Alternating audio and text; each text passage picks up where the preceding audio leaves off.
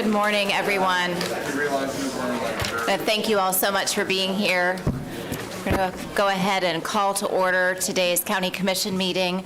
It is the April 25th, Tuesday the 25th, and you may have noticed when you came in that there were cupcakes out front. Today is Seminole County's 110th birthday, and we're very excited. Yes, happy birthday. So enjoy a cupcake on your way out. Take it with you wherever you may want to enjoy that. If you want to eat it here, by all means, and enjoy your cupcake here in the chambers if the morning runs long. We have another birthday this week, and our county manager, Darren Gray, has his birthday this week. Congratulations, happy birthday to you. And I love my birthday, so thank you for recognizing that. Dual-purpose cupcakes. Have a cupcake for Seminole County and have a cupcake for Darren. And Madam Chair, if I may congratulate you. It's 10 years since you headed up the centennial celebration on behalf of the county. Thank you. It was a great event. We had fireworks. Tell me procurement didn't have a heart attack when I asked if we could procure fireworks. This morning we have leading us in the invocation Pastor Ron Williams from the Palmetto Avenue Baptist Church, and then he will be leading us in the Pledge of Allegiance. Let us pray. Lord, we do thank you for the opportunity to live in a great place called Seminole County. And I thank you, Lord, that I personally have been able to be here for over 60 years. And it's been a wonderful place to live, to raise my kids and grandkids now. And I thank you, Lord, that these commissioners have helped to make it so, and the ones who came before them. I thank you, Lord, that the faith-based community is welcome in this place today. I thank you, Lord, that these folks, they take a stand for what's right. I thank you, Lord, that they believe in God, that they believe in the rule of law. They still believe in the United States Constitution. And when I get done praying, we're going to salute the flag. And so I thank you, Lord, for that. I pray that you would put a hedge about them and their families. Help them, Lord, to realize that the Word of God is still in vogue today and that they would use it to rule and not the popular opinions of men. I just pray, Lord, that you'd watch over all of our law enforcement officers today and other first responders. You'd keep them safe. Pray for our military men and women scattered around the world, that you'd help no one with the flag on their uniform, the American flag on the uniform, to die today. We pray, Lord, for those Americans yet in Sudan, that you'd help them to get out safely. Thank you, Lord, that the mission the other night by SEAL Team 6 was successful and no one died. We just pray, Lord, that there'd be no loss of life today in America, that you'd keep our streets safe here in Seminole County, especially in our schools. I pray for our teachers and those who work with our students. I pray, Lord, that those who are mentally ill today would get the help that they need so they wouldn't do anything stupid. I pray, Lord, for those who are bereaved today, who have lost somebody, innocent loved one who died. And I pray, Lord, that you would comfort them as only you can and somehow bring good out of these tragedies that have happened around America recently. I pray, Lord, that you'd be with our president, his cabinet, they'd make wise choices for our nation, and then for our governor who's traveling, that you'd watch over him and keep him safe and in your will. And also pray, Lord, for all the local mayors and commissioners, city commissioners as well, that you'd help them to make decisions that are based on the Word of God and that we would live a peaceable life. I pray that everybody in Seminole County today would just follow the golden rule so there'd be no road rage, so there'd be no innocent lives lost, no senseless violence, and that we would just try to treat each other like we would like to be treated. So, give us a good day. Thank you, Lord, for Seminole County. We are blessed to live in this place. For it's in Christ's name we pray. Amen. Amen. Salute. I pledge. I pledge allegiance to the flag of the United States of America and to the republic for which it stands, one nation, under God, indivisible, with liberty and justice for all. Thank you, Commissioner. Thank you, Pastor Williams.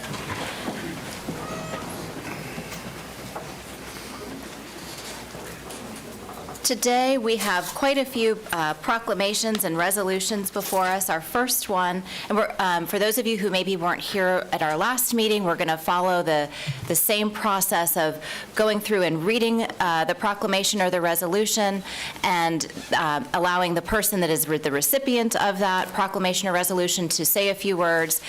go back to your seat, and then when we have completed them all, the board will come down on the floor and we can take pictures, one group at a time as you come forward. And I know our team is ready to roll to help us get the correct proclamation into the correct hands. That was a minor hiccup we had last time. So we've hopefully corrected that for today.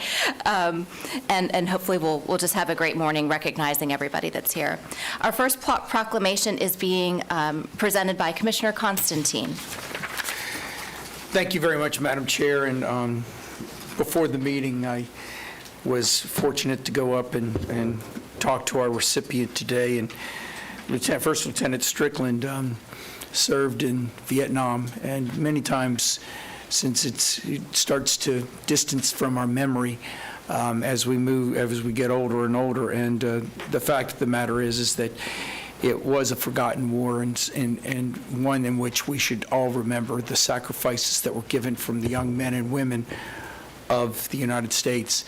And in particular, I personally, as many families, lost a family member in that war. So this proclamation I move of the Seminole County Board of County Commissioners recognizing United States Army First Lieutenant Larry M. Strickland for his outstanding service to the United States in Seminole County. Whereas the brave men and women of our Army, Navy, Marines, Air Force, Coast Guard, and Space Force demonstrate a resolute spirit and unmatched selflessness, reminding us that there are few things more American than giving of ourselves to make a difference in the lives of others. And whereas throughout our country's history, generations of service members have answered the call to lead their families, their jobs, and put forth their future and even their lives on the line to valiantly defend our nation. And whereas for many service members, the sacrifice has ended in permanent injury or death, yet their spirit remains in the continued preservation of our freedoms and the promise of liberty. And whereas there are more than 30,000 living veterans in Seminole County who serve our nation in times of peace and war. Through their service, they keep America strong. And whereas First Lieutenant Larry Strickland was commissioned in the United States Army in 1968 as a combat engineer and separated from the Army in 1970. And whereas First Lieutenant Larry Strickland served in the 26th Engineer Battalion at Hawk Hill, Vietnam. He earned various medals, including the Bronze Star Medal, 2 awards, the Army Commendation Medal, 2 awards, Vietnam Combat Medal, Vietnam Service Medal, and the National Defense Service Medal.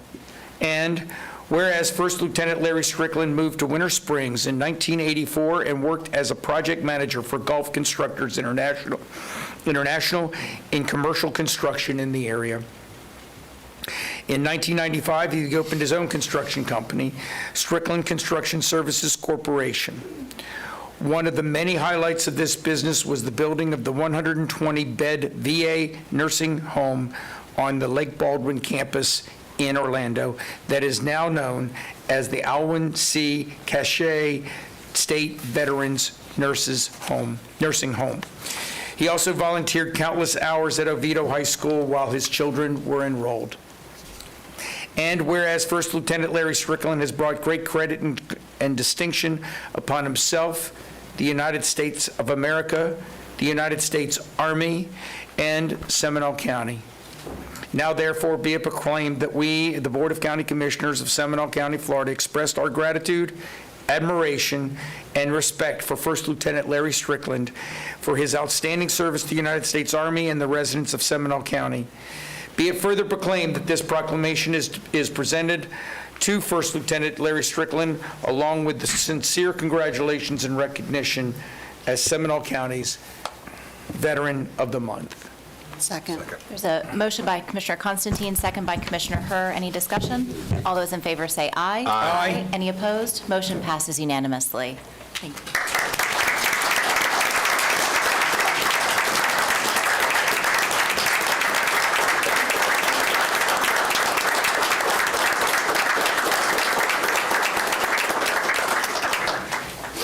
If you would, sir, the podium here to your right, if you'd like to say a few words, we'd love to hear from you.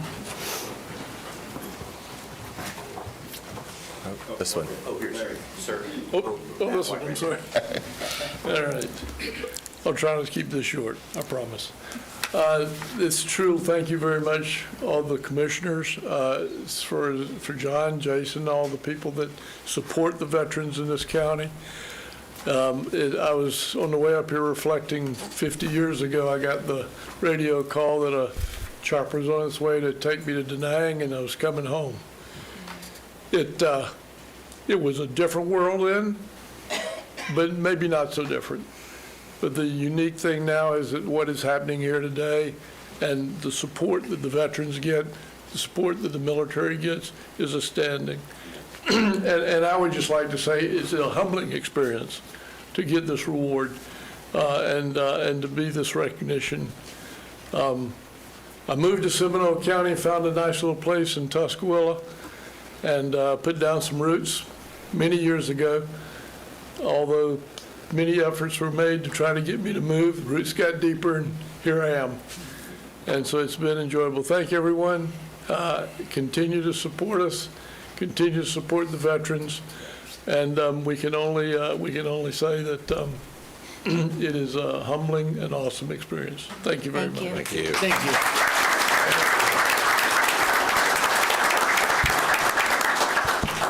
Our next proclamation is being presented by Commissioner Herr. Thank you so much.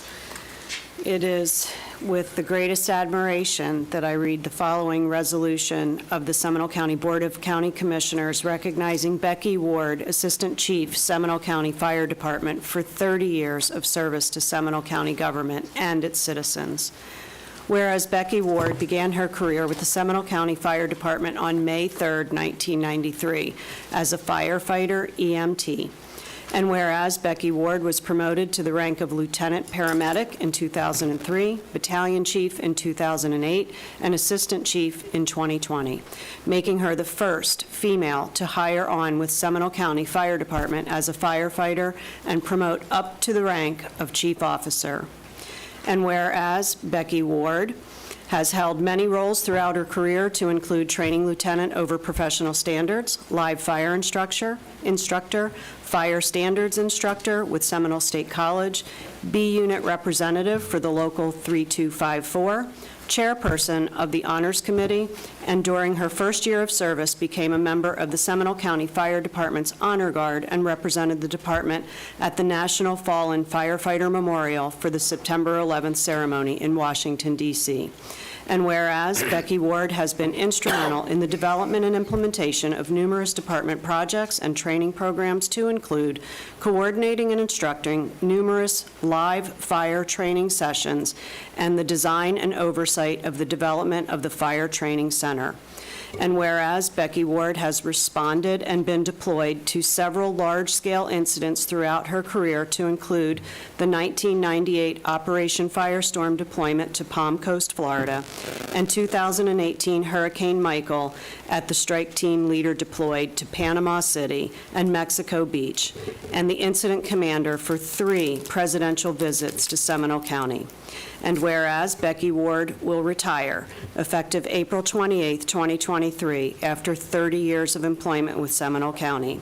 And whereas the Board of County Commissioners of Seminole County wishes to express its appreciation, and I'm adding, and admiration to Becky Ward on behalf of the staff and citizens of Seminole County for her dedicated service. Now, therefore, be it resolved that the Board of County Commissioners acknowledge with appreciation the service provided to Seminole County by Becky Ward and commends her for her dedication and commitment to the job. Be it further resolved that this retirement resolution be presented to Becky Ward along with our sincere congratulations and best wishes for future prosperity, adopted this 25th day of April 2023. Second. There was a motion by Commissioner Herr, and a tie goes to the runner on the second. I'll let you decide who you'd like to give that to. Any further discussion? All those in favor say aye. Aye. Any opposed? Motion passes unanimously.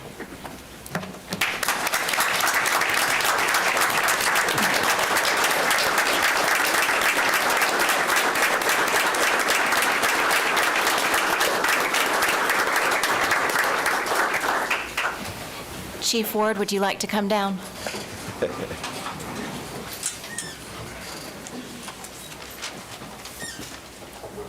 I was promised there's not going to be any waterworks today, so we're going to be good.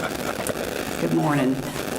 This week is not just about celebrating the end of a 30-year fire service career. It is also about achieving a personal victory, and that's because 29 years ago, shortly after being released as a probationary firefighter, I sustained a significant injury while working an early morning structure fire. This injury required surgical intervention, and I was informed by the young orthopedic surgeon that I would have to find another occupation, as he would not release me back to combat firefighter position. Devastated by this news, I challenged that surgeon for additional treatment options in hopes that I could find a way to heal my injuries and continue the career that I worked so hard to start. I am proud to say that in my 29 years and after 4 surgeries, numerous medical procedures, and many, many hours of physical therapy, I'm standing here today closing the chapter on one of the most rewarding fire service careers with the best fire department in the world. In order to complete a 30-year career, I knew early on that it would not be as a jump seat riding, hose dragging, ceiling pulling firefighter. So I worked diligently to pursue the necessary credentials in order to promote to higher positions within our organization. However, being promoted came with some long-time unresolved challenges, and though I chose to endure those challenges for my own personal reasons, the department as a whole struggled to tap into the talent within our organization, as most members were not willing to make that type of financial sacrifice. Throughout the years, I've spent countless hours sitting around the station dinner table asking our members, what is it going to take for them to step up to the plate and apply for upcoming promotions? I'm proud to say that correcting these challenges was nothing short of a collaborative effort, beginning with the rank and file, fire department administration, and all the way up to county management, and ultimately with the 5 of you. I just spent the last 4 months of my fire service career attending promotional ceremony after promotional ceremony for our best critical thinkers, and I just wanted this moment to say thank you. It is so wonderful to be able to retire on a high note. I also would like to extend a big thank you to retired fire chief and our founder of the Seminole County Fire Department, Gary Kaiser, as he gave me the opportunity of a lifetime, and I would do it all over again if I could go back to being 20. That's not an option. I also would like to thank our current fire chief, Matt Kinley, first and foremost for stepping up to the plate, for leading by example, for keeping his promises to me, and for challenging me my last 3 years. It's been very rewarding. In closing, I just want to mention a fun fact, and that's for you. I am a native Floridian and a long-time Seminole County, and most importantly, Geneva resident for over 55 years. I'm not going anywhere, and I feel very strongly about community involvement. So though I will no longer be wearing this uniform, I still plan to be involved in some way, shape, or form, and I look forward to keeping up with all the good things that are happening in our fire department, especially as we approach our 50th year, and with our community. So thank you for this moment. Thank you.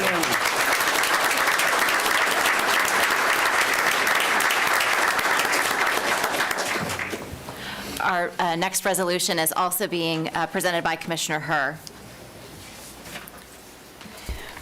Commissioners, I offer the following resolution of the Seminole County Board of County Commissioners recognizing Charlene Pike, Office of the Supervisor of Elections, for her 25 years of service to Seminole County and its voters.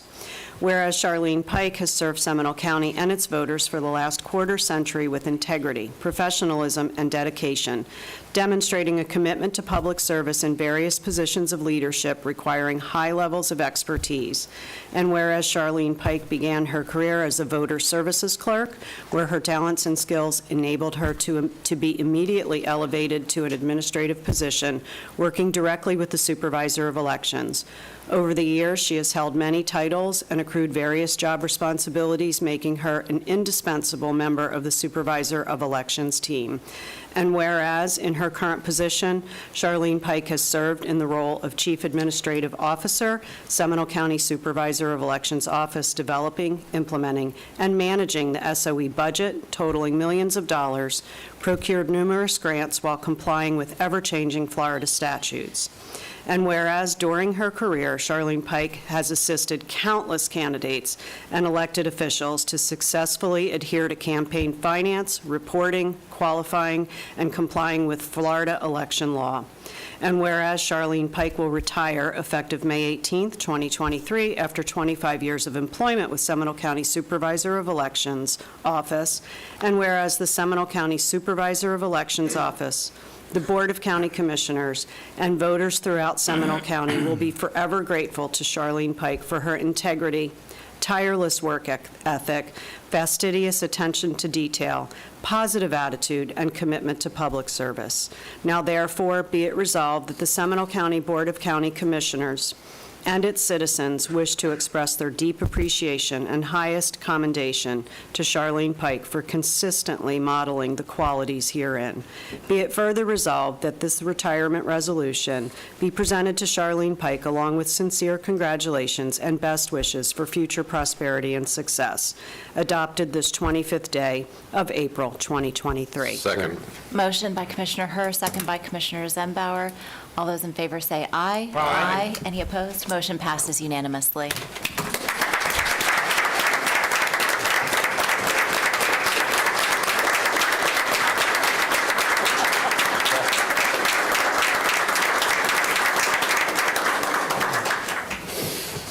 Mrs. Pike, if you have anything you would like to share with us, we would certainly love to hear from you. And while she's walking up, I will just say that there are a lot of candidates in this county that can't fathom running an election without you. Amen. Cannot fathom it. I think we all I second that. certainly appreciate your kind words. I was not expecting to be here this morning, so this is a total surprise, and I have no speech. But it's been my pleasure to serve the voters and the community of Seminole County. I was born in this building long time ago. So when I started here, I originally was upstairs, and I'm like, oh my gosh, you're trying to send me back where I came from. But it has been my absolute pleasure to serve the voters of Seminole County, and each and every elected official here, along with all of the new people coming down the path. And I just want to say, it takes a team. It's not just me. It's everybody in that office that makes sure each and every vote counts. That's all I got to say. Have a great day. Thank you. Thank you, Thank you. Charlene.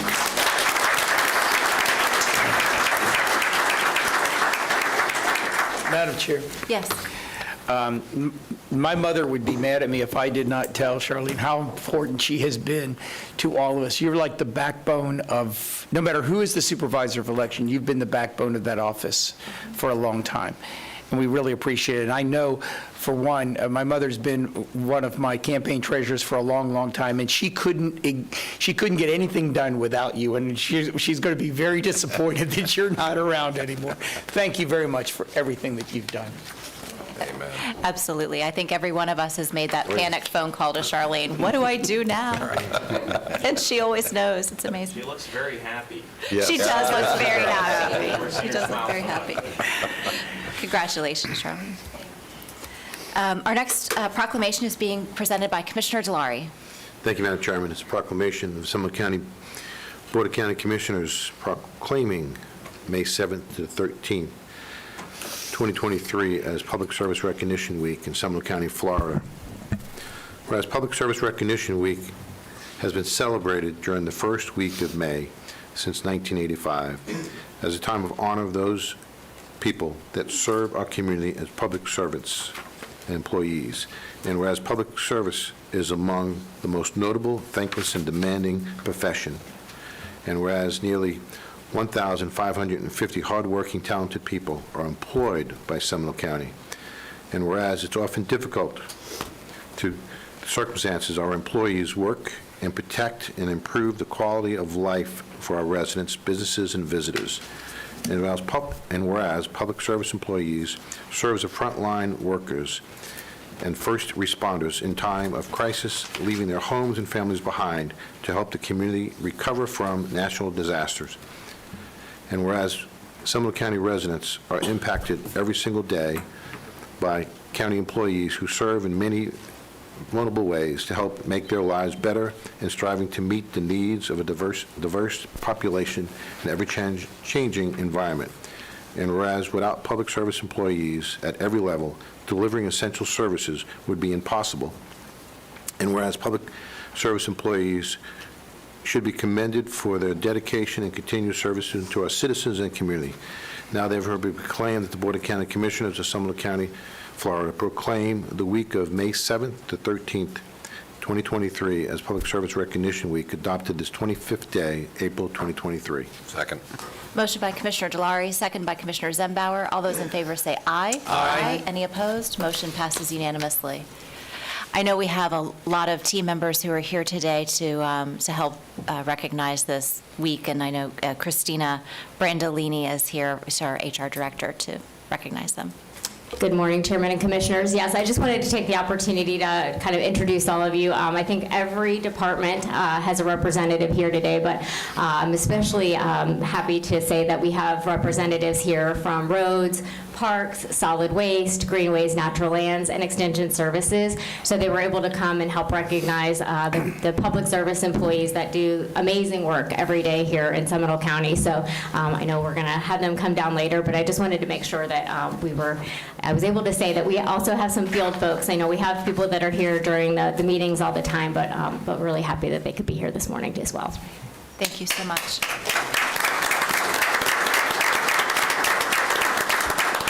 Commissioner Zembauer? Thank you, Madam Chair. I would be remiss on behalf of the citizens of this great county on this 110th birthday not to thank each and every one of you. It's the staff and it's the employees, it's all the volunteers in this county that help us run this county. We're just the figureheads that communicate that back and forth. Without you, we couldn't make it happen. So thank you all sincerely on behalf of all the citizens of this county. Thank you very much. Madam Chairman, before we move on, and I not only want to echo what Commissioner Zembauer just said, but it's the family members that support those individuals that also need to be thanked, because there's many times during emergencies or situations that they have to leave their homes. They have to leave their families and help the other individuals out there in the public.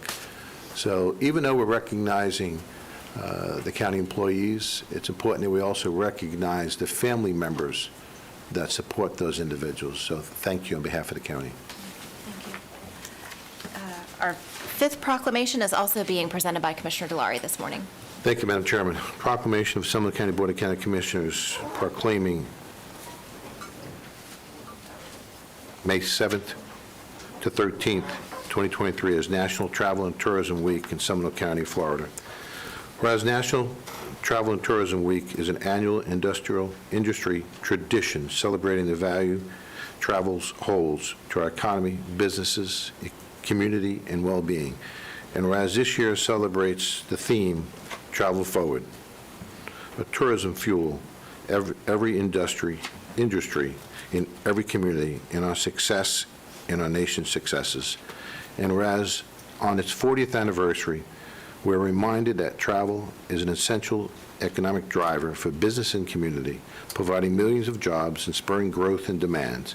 And whereas in 2022, Seminole County surpasses the tourism development tax collected by nearly 45% and the hotel occupancy rate by nearly 18%, demonstrating a significant rebound in hospitality and tourism industry following the pandemic.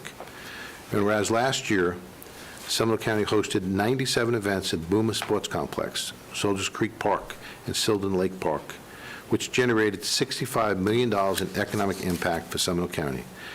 And whereas Seminole County Hotel and Lodging Association is the world's largest regional lodging association, it represents approximately 80% of all lodging establishments in the Tri-County area. And whereas when travel succeeds, the nation succeeds, and we keep moving travel forward. Now therefore be proclaimed that we, the Board of County Commissioners, proclaim May 7th to 13th, 2023 as National Travel and Tourism Week in Seminole County, adopted this 25th day of April 2023. Second. So motion by Commissioner Delary, second by Commissioner Zembauer. All those in favor say aye. Aye. Any opposed? Motion passes unanimously. And Mr. Agrusa, if you would come forward and share some good words with us.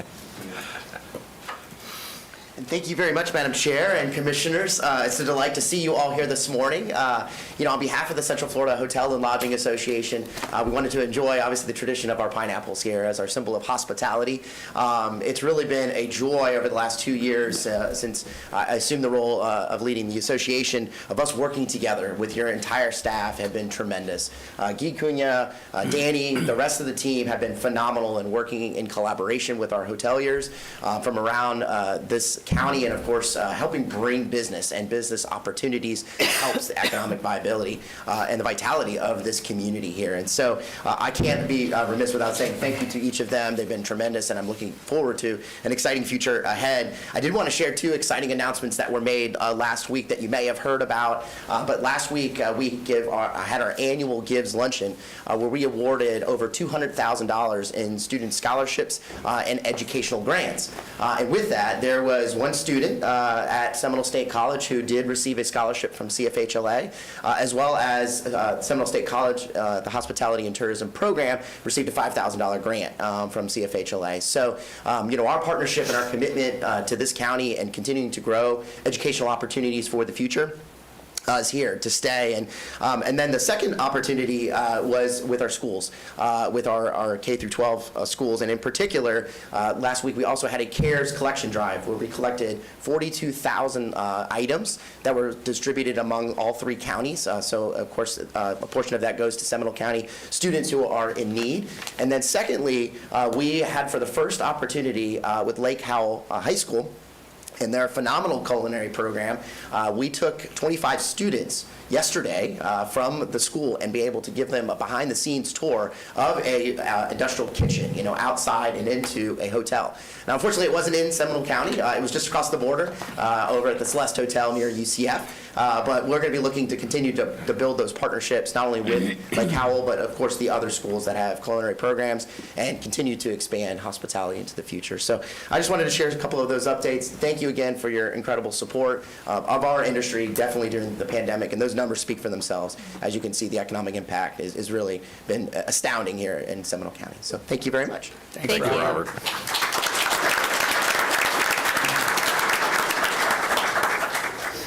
Commissioner Constantine has proclamation number 6 this morning. Thank you, Madam Chair, and I did want to say that I believe that we have, the agenda says Casey Barnes, but I believe we have Scott Fagan and Tracy Garcia here to represent the National Economic Development Week, and I would be remiss if I didn't say that Scott Fagan is a fraternity brother and a UCF graduate. It's good to see you, Scott. Proclamation, I would make a motion to the Seminole County Board of County Commissioners proclaiming May 8th through the 12th as National Economic Development Week in Seminole County, Florida. Whereas economic development has a significant impact on the community's well-being and is essential for long-term sustainability and growth. And whereas economic development attracts and retains businesses and fosters innovation and entrepreneurship to help establish the next generation of new businesses, which are the hallmark of America's economy. And whereas the National Economic Development Week was instituted in 2016 to increase awareness of local programs that create jobs, advance career development opportunities, and improve the quality of life in our communities. And whereas last year, Seminole County's unemployment rate was the lowest in the region at 2.4%, and the highest median household income at $70,000. And whereas Seminole County is pleased to partner with the economic development stakeholders, including the Orlando Economic Partnership, the Seminole State College Center for Business Development, the University of Central Florida's Incubator in Winter Springs, and the county's 7 cities. And whereas these and many other regional champions for business, recruitment, and retention have assisted Seminole County in obtaining thousands of jobs and millions of dollars in capital investment. And whereas the economic development provides opportunities for business growth, high-wage job creation, and increased quality of life for individuals and families.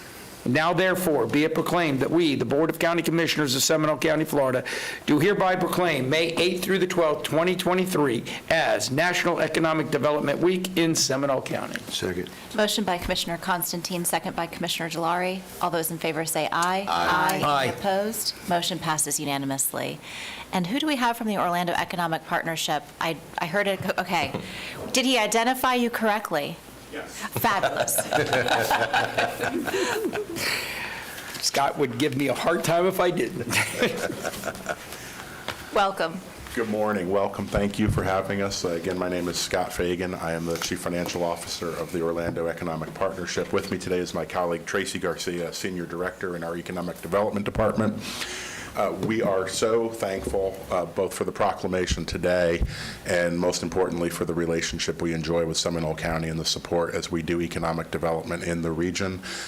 In just the 6 years since the merger that formed the partnership, we've worked dozens of projects that have resulted in thousands of jobs and millions in capital investment, and we're very proud to say we're working a really significant project right now that we hope, it's been shortlisted, and we hope that we're celebrating the success of that this year, as it's approximately 1,800 jobs and $500 million in capital investment. So we hope that comes to fruition right here in Seminole County. Thank you again for your support. Thank you for being here. Madam Chair, do we want to send somebody to stop Charlene from leaving before we take a picture with her? Yes, we do. Thank you, Guy. Thank you. Thank you for catching that. Anybody want to adjust the air conditioning thermostat? Do you mind? Thank you. We're just going to delegate stuff from the dais. So y'all don't mind. We're air conditioning, I photographs. mean, I know if I'm cold, I know you ladies We're got to be chilly. cold. We're chilly, for sure. Item number 7 is being presented by Commissioner Zembauer. Thank you, Madam Chair, and here to accept this today is Christine Patton, Library Services Manager. And it's my honor to read this proclamation on one of the greatest assets we have in our community today. Proclamation of the Seminole County Board of County Commissioners proclaiming the week of April 23 through 29, 2023 as National Library Week in Seminole County. Whereas libraries provide the opportunity for lifelong learning and promote the free exchange of information and ideas for all, and whereas libraries are accessible and inclusive places that serve as trusted institutions for all members of the community, regardless of race, ethnicity, creed, ability, gender, sexual orientation, or socioeconomic status, and whereas 5 Seminole County library branches serve residents countywide with over 918,000 in-person visits occurring annually. And whereas in 2022, the youth program participated tripled and adult participation doubled at Seminole County libraries. And whereas libraries adapt to the ever-changing needs of their communities with Seminole County Library planning expansion and future growth to meet the needs of all county residents. And whereas Seminole County Libraries envisions a future where creativity and inspiration thrive and where every person has the opportunity and resources to read, learn, and grow. Whereas libraries, librarians, and library workers are joining library supporters and advocates across the nation to celebrate National Library Week. Now, therefore, be it proclaimed that we, the Board of County Commissioners of Seminole County, Florida, proclaim the week of April 23rd to 29, 2023 as National Library Week in Seminole County.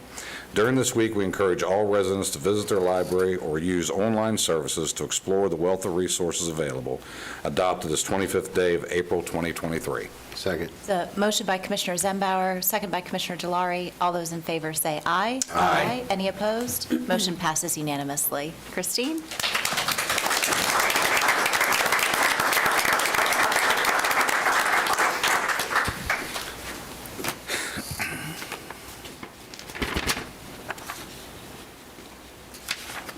Christine Patton, Library Services Division Manager, and thank you so much for this proclamation. Thank you for your support of our wonderful libraries.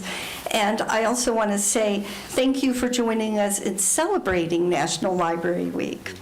And I would like to also say thank you to our wonderful library staff who just demonstrate amazing passion and dedication. I have with me today our management team, so I'm delighted to have them here today. And I also want to take this moment to say if any of you need a new library card, just let me know. Thank you. Thank you. That's fantastic.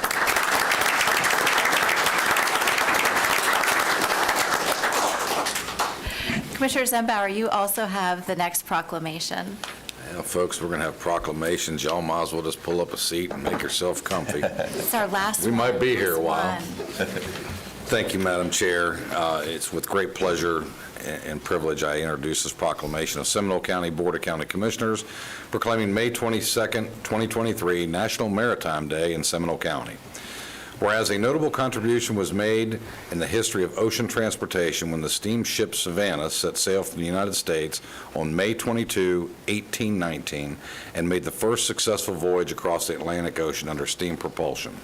And whereas since 1775, our ships sailing every ocean have been manned by courageous officers and seamen, all whom left the security of their homes and many of whom have given their lives for the land of their allegiance. And whereas American merchant ships and the men and women who sail them implement our national policy of providing food and supplies to the famished and stricken of the world when needs arise.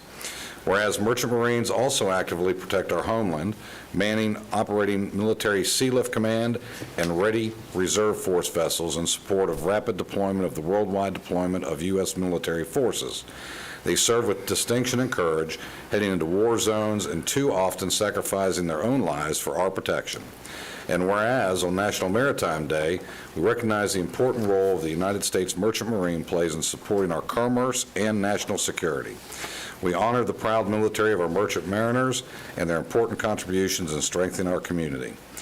Now, therefore, be it proclaimed that we, the Board of County Commissioners of Seminole County, Florida, express our gratitude, admiration, respect to the merchant mariners for their outstanding service, and do hereby proclaim May 22nd, 2023 as National Maritime Day, adopted this 25th day of April, 2023. Second.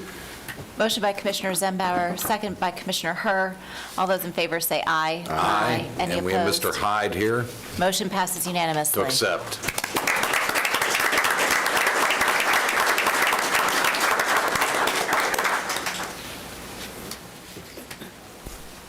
Good morning, Commissioners. My name is Bill Hyde, and I served for a short time as a merchant marine.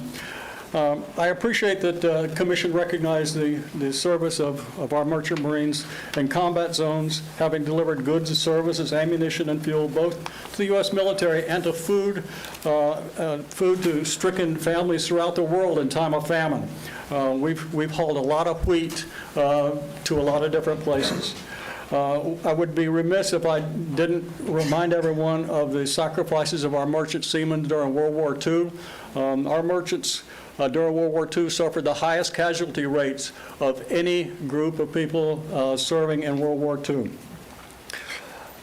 One thing that people don't know about Merchant Marine is about 25 years ago, MSC took over all Navy supply operations while underway, which means that if you see a gray ship with a number on it, and it has a little blue and yellow stripe on the stack, what you're seeing is not necessarily Navy. It's the Merchant Marines serving Navy ships throughout the world. It's now civilian mariners who carry the food and do the underway replenishments just like their sailors did in generations before. Now for the commercial. Careers and education. Too many of our high school seniors overlook the opportunities to run away and go to sea and make a lot of money doing it. In addition to the Merchant Marine Academy, there are 6 state maritime academies throughout the United States. Florida has a number of K through 12 maritime magnet schools. South Broward, there's a Marine Services in Tampa. We also have in Florida what is a place that I used to work, the Maritime Center in Dania, Florida, the Star Center, has the premier maritime simulator, bridge simulator, engineering simulator in the world, is right here in Florida. So we want to thank you. Now, I did look, and correct me if I'm wrong, but I looked back at agendas many years ago. I think this is the first time this has made it for recognition. So I hope that next year, around this time, we will read a proclamation again next year. I want to thank you all very much. Thank you, Thank Mr. you, Bill. Hyde.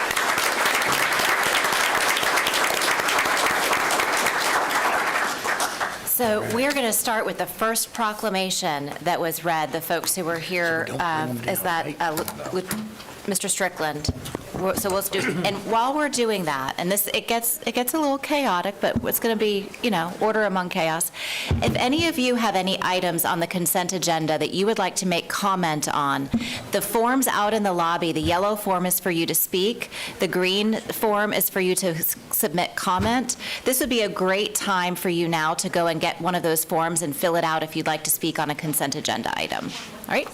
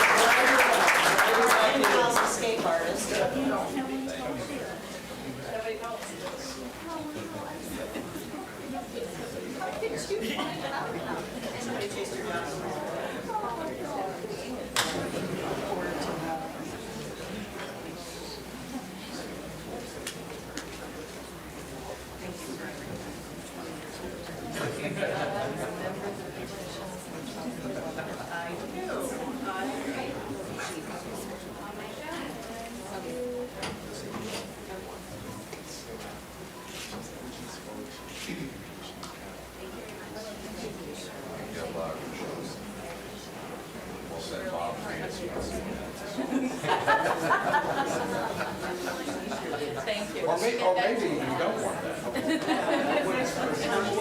Okay, then that's fine. And this is the same one that's on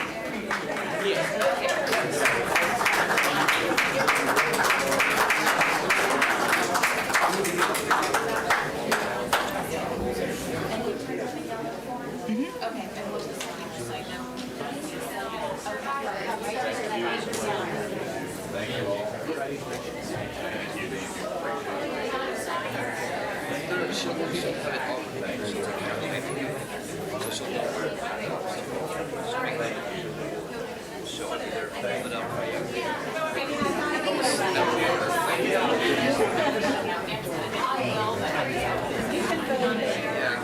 Unless we did sidewalks. 16, 17, and We had to show it in parts. okay. That way we'll one side of these 8 show it. No problem, we're here to help. This is the first time.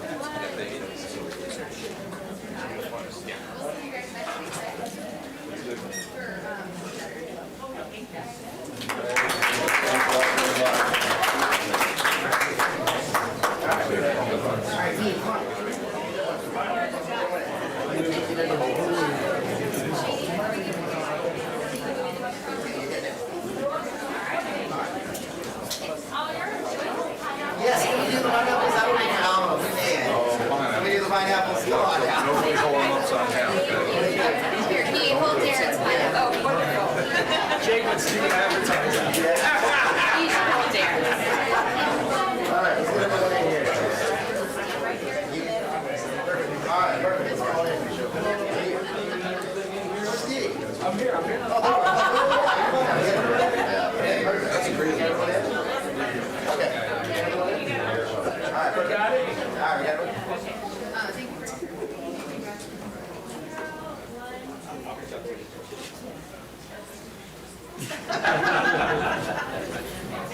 Awesome. Are you good? You on there? Okay. We're good. I did. Yeah, Oh, you got it? Okay, got it. I mean, I can do it. Okay, take a look. 1, 2, 3. Awesome. Thank you very much. Thank you. Thank you. Yeah, thank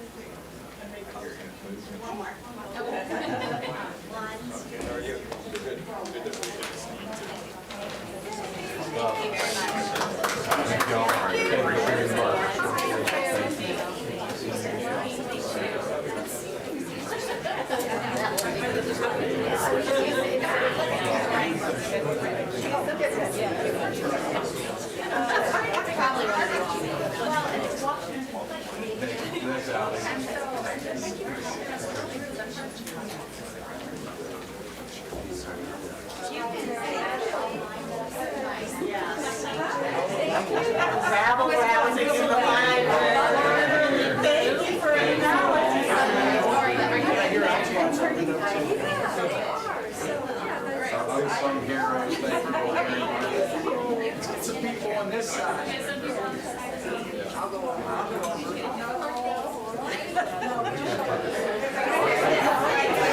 That's our wife.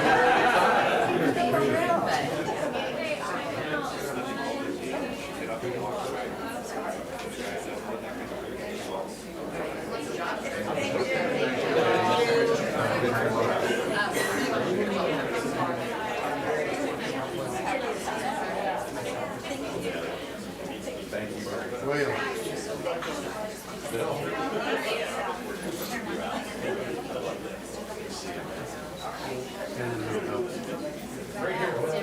See, Bill's already advertising for this.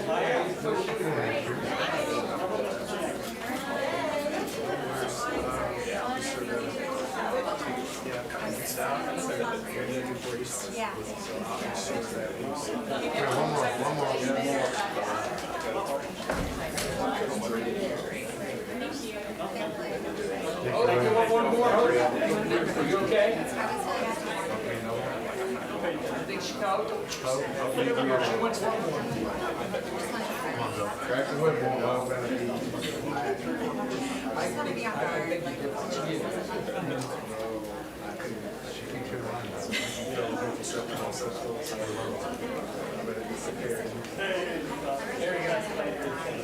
Thank you, Bill. Appreciate it.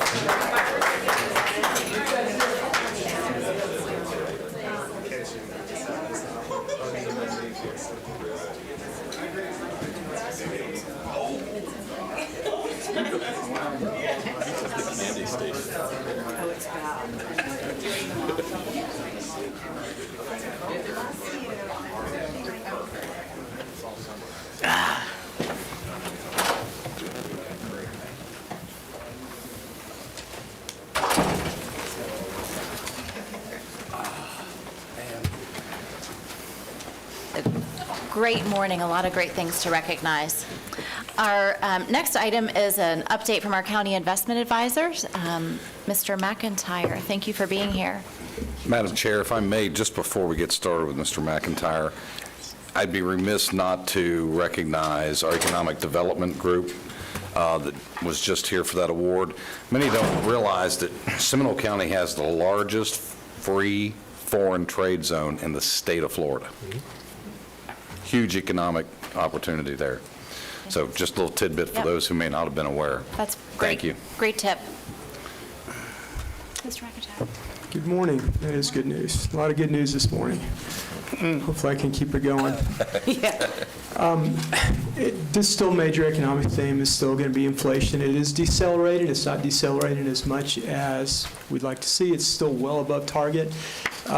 Core consumer inflation actually moved higher during the month of March, which is a little bit of an issue. Labor market is still much stronger. There are still a lot more open positions than there are job seekers, although there is some progress being made in that area. The Fed still expects they're going to raise rates by a quarter point next week. Next Wednesday, we're going to be a quarter point higher.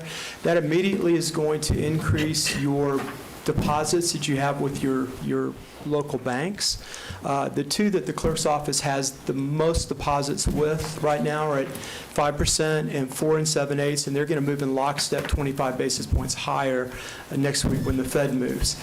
The expectation is that the Fed is eventually going to stop raising rates, probably after the May meeting, and hold things steady toward the end of the year. The bond market is not signaling that. The bond market is signaling rate cuts still, but a lot of that has to do with the flight to safety that happened because of the banking crisis, which really has calmed down. So we believe that yields are going to drift up a little bit more in line with Fed expectations. And I think your portfolio is positioned pretty well for that. I'll tell you about that in just a second. Is recession on the horizon? A lot of folks expected we'd be in recession in the first quarter. First quarter growth looks like it's closer to 2 to 2.5% now that the first quarter is over and done with. Haven't seen the GDP number yet, but the economy is resilient. It continues to be resilient. That isn't necessarily a bad thing. As long as inflation retreats, maybe we can have the best of both worlds and a soft landing. The one thing a couple things I want to point out here. All of those bars move up to represent the annual rate of inflation. So right now, the annual rate of inflation is close to 5%. That top gray portion of the bar is energy prices, the contribution that energy is making to overall inflation rate. And you can see that a lot of the reason that inflation has retreated is because energy prices have come down. And oil prices are actually up during the month of April.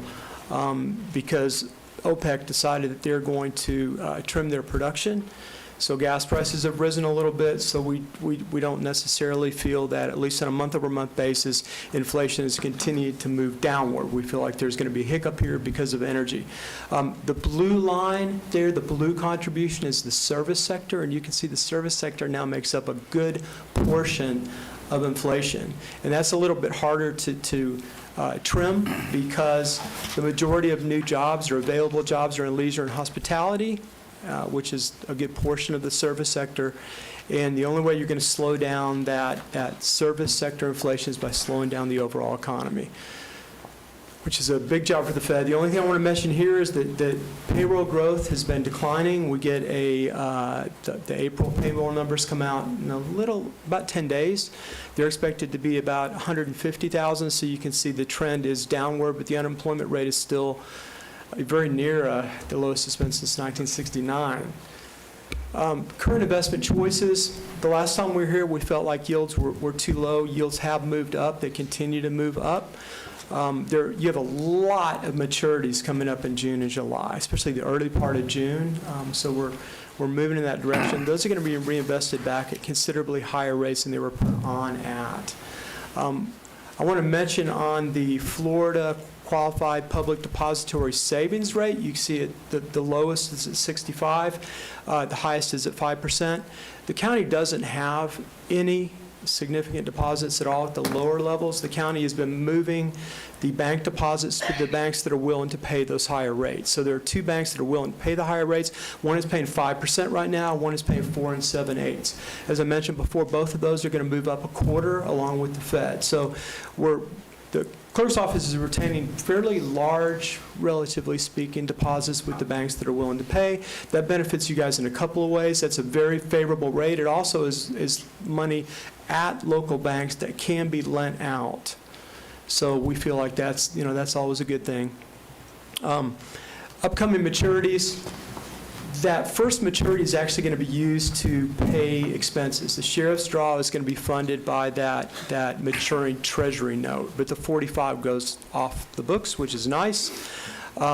There's a Palm maturity on the 13th. That's going to be reinvested back. I expect that it'll be reinvested back almost at the same level that it was, but instead of that being short, we're going to push that out, I'm assuming 9 months, and lock it in for longer. And then those other two maturities at the end of May, we're going to address at the next meeting, along with about $60 million worth of maturities in very early May. So the next time I'm here, or virtual, whatever that happens to be, for the May meeting, we're going to have quite a bit of investments to talk about. For right now, we feel like the market is stable. We expect that yields are going to move higher. We're going to have better opportunities. They're going to be in line with your maturities. Securities that are maturing now are going to be used for the sheriff's draw primarily. So we're in a bit of a holding position. You did have one investment since the last meeting that was reinvested back as far as is the Palm Securities can. That went out at a 516. Which was nice. That'll be around at least until the end of this year. And then I know there's a lot of stuff here. You guys can look at this at your leisure, but the average maturity is about 10 months. The average yield moved up from 362 to 382. Even without investments, new investments in April, it looks like with the securities that are coming off and the juggling that happens as things move up and off and out of the portfolio, the yield at the end of April should be very close to 4%. May and June, you're going to see bigger progress in terms of securities coming off and being reinvested back at better levels. I'm comfortable with the amount of fixed to floating right now. About 85% is locked in at yields, about 16% floats. And as we roll forward, I think as we roll forward into the year, a lot of the securities that are positioned will fund maturities. What is not going to be funding, expenses, we expect we're going to progressively move out along the curve to lock in as much as we can once the Fed has peaked so that next year and the year after that, you've got a respectable portfolio yield. So again, I know it's a lot of talking. Does anybody have any questions that I can answer? Commissioners? Madam Chairman, I'd like to make a motion to implement the recommendations of our financial advisor based on a report submitted here today and recommend the clerk implement said board recommendations. Second. There's a motion by Commissioner Delary, second by Commissioner Herr. Are there any questions or any discussion? I do have one question. On the unemployment rate, I noticed you didn't go into employment participation rate, which is hovering down around 60%, meaning those folks that have decided for whatever reason not to seek future employment. What is your take on and concern, if any, in that regard? There is some concern because, the New York Fed actually did a study, and the majority of those jobs that disappeared that are missing from the participation rate are actually people above the age of 62 that decided during the pandemic that they were going to retire early. They're probably not coming back. I would say the reason they come back is if the stock market gets crushed, and they're forced to come back. There's a lot of moving pieces. One thing that I was looking into was the idea that there are more stay-at-home parents right now because of what's going on with schools. I can't really find a whole lot of data to substantiate that, but I do believe that another fairly large portion of the people that are out of the labor force represent those parents. So parents, early retirees.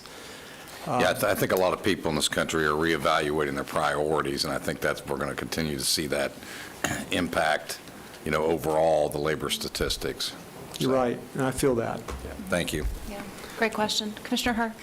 I would just point out that has created a labor pool for part-time employment of very highly qualified individuals that are out there possibly learning that pickleball every day is not the best mind-expanding opportunity, and so we ought to all rethink how our hiring practices can tailor to that. That's a great point. Not that I know anyone. Who wants to predict how many emails Commissioner Herr now has from pickleball enthusiasts? Absolutely.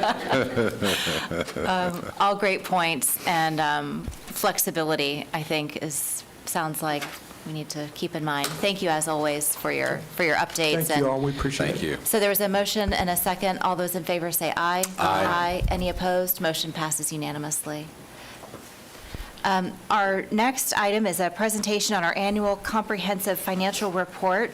The Clerk of the Court, Mr. Malloy, would you like to present this to us? Yes, thank you, Chairman, and wanted to give you an update. I got a couple letters this week that, once again, the Seminole County, let me back up a second. I know our comptroller staff takes the financial reports very seriously and put a lot of pride, a lot of time into it. We even had some employees working till midnight the other day. That's how much they love working for me, working on these things. And it shows the dedication that this team, the comptroller team, has at Seminole County. Earlier this month, we also got the notification from the Government Finance Officers Association that we did get the Excellence in Financial Reporting Award again for this annual comprehensive financial report. Plus, they also gave an award for the personal or the Citizens Financial Report. So that's two of them. And this makes Seminole County they call it a Triple Crown winner because the County Budget Department also received the Distinguished Budget Presentation Award. So Seminole County is very unique in the teams we have and how we work together with the county and have the excellence in financial reporting. They used to send us plaques that we used to have in the hallway when the comptroller was located on the second floor, and they've had budget cutbacks. So they just give us a medallion. It's very showy. It's got a sticker on the back, and we can stick it on the plaque. But we did get two of those to let you know, so we can put that behind the glass. But no, really, the team really takes a lot of pride in this and works well with your staff, and that's great teamwork. And as you know, when we put these financial reports together, it gets reviewed by the independent auditor, and MSL is here. Dan O'Keefe's in the front row. He'll give an overview of it. Plus, we have Jenny Spencer, our comptroller director, is here for any questions as well. So I'll turn it over to Dan, let him take it over from here to give you that update on the county finances. Thank Very you. good. Good morning. Good morning. Welcome, Dan. I know this is your favorite part of the meeting, hearing about the annual audit. And mostly good news, needless to say. I don't have any pineapples to give you, but I do have palm trees. So hopefully you'll enjoy those. Let's kind of get right into the reporting side of it. There's a lot of reports that get issued on this audit, and I was thinking the other day, because I'm reminiscing a little bit about my career. When I first started in public accounting, and the first audit I ever worked on, I remember the first report, it was one page, one paragraph.